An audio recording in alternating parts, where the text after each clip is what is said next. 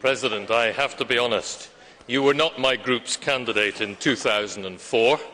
We proposed Bronislaw Gerenbeck, one of the fathers and architects of today's Europe of 27 member states and a symbol of Europe's reunification. But you have been fair and gentlemanly in your chairmanship of this House. You have treated its members with courtesy and its business with patience and serenity. It's not easy, as a newcomer to this Parliament, to be asked to lead it, and you rose to the challenge. President, given the words of Martin Schulz, I wonder whether he fears for his own position should you return to his benches. I appreciate particularly, President, your commitment to engaging with our citizens. You've invited many of us to join you in your work as an active European in your home country.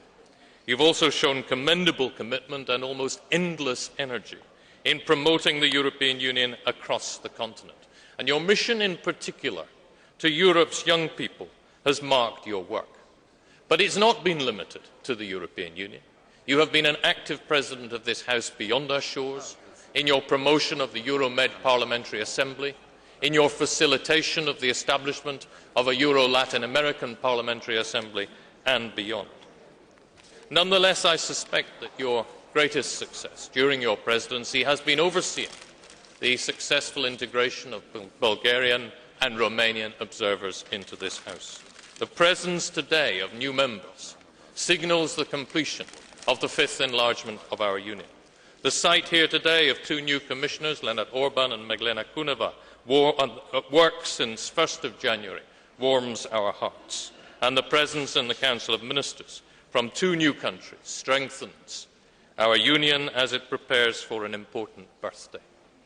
President, your predecessor, Pat Cox, put much effort into modernising our House. While recognising the reforms you have promoted, my group would have liked to see more reforms in the working of this House.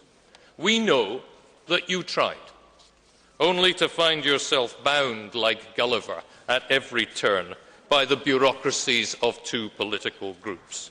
Their presence, the stubborn presence of the centuries, hangs heavy on our work. Why should the European Parliament not meet formally every week to receive a report from the Commission? Why should every member not have a screen on their desks to bring us into the 21st century? Why should our democracy be governed by rules laid down by a 19th century Belgian mathematician called de Hond? It produces a result that's worked out on a calculator rather than a ballot paper, influenced more by the size and influence of nations than the European commitment and competence of the candidates. And it's something we must review if we are to reassert our democratic credibility in this, the 50th year since the signing of the Treaty of Rome. For if we fail to keep up with times, public disillusion will grow.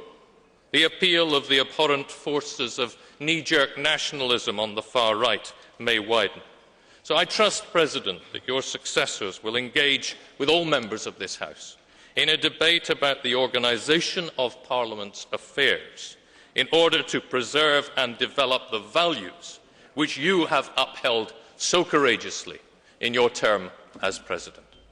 In closing, President, let me congratulate Mr. Dole on his maiden speech as leader of his group. We will no doubt hear far more from him in the years to come.